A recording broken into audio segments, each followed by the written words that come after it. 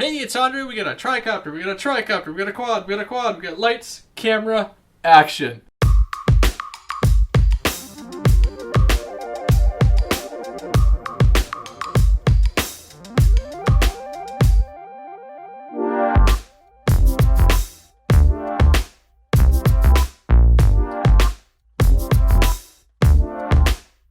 That's right, welcome back to another exciting Friday flying update. And the bench is full, and it's messy, and it's for a really good reason because all week I've been trying to build stuff and the kit's been coming in, so let's get right into it. First and foremost, from our favorite Swede, David Vindestol, you are a saint, a genius, and a madman.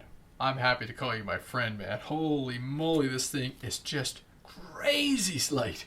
Compared to the old guy, I mean, this thing's like a heavy wooden tank. That's what it is. I mean, holy difference in weight. It's just beautiful. So what I got left to do, I'm going to put this down actually so I don't get in the way. What I have left to do on the new V3.5 is I have to finish attaching off a few pieces like the alarm, just so it's secure, finish setting up the FPV rig, and I gotta set up the boom limits on that, and there's a little handy little gizmo that goes in. So, but basically, I can't believe how light.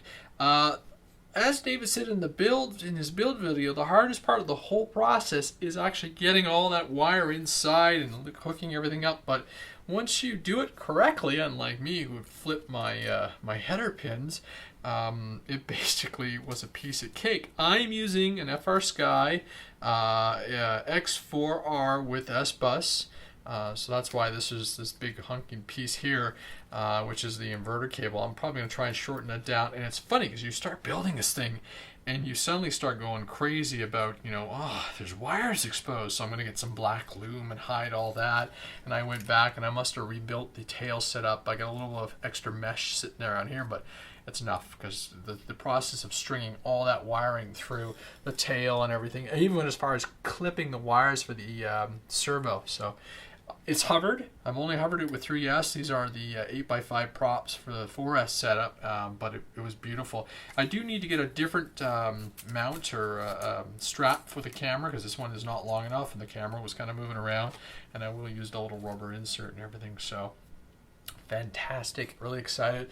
Using my nice 600 TV line Sony style camera, and I've gone in and screwed and CA'd that bad boy right to the front of it. So basically it sits and the camera's just above the nose of it, so should be good, and I can do a little tweaking and everything. Using my FrSky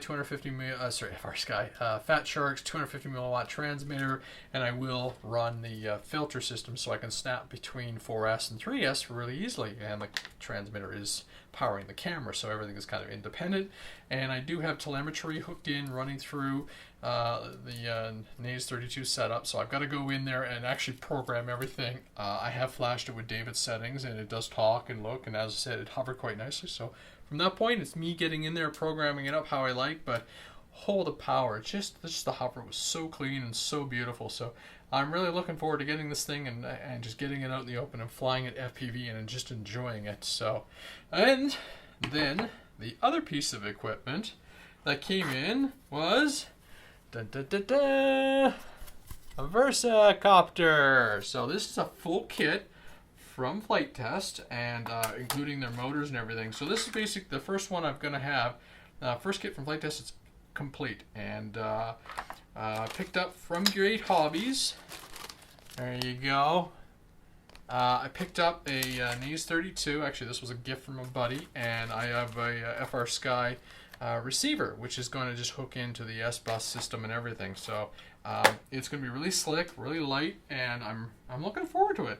I don't know if I'm going to run this one 3S or 4S. I'll probably stick with 3S for now, but I got a feeling those 1800s that I have that I also fly in the EFX Racer might come in handy on this one. And their stock prop is the 6-inch 6x4s, so, and I do have a whack of those 5x the triple blades. So we'll see. I'm really excited about it. You know, nice FliteTest screwdriver, and the packaging was really well done. Actually, that was kind of nice to see.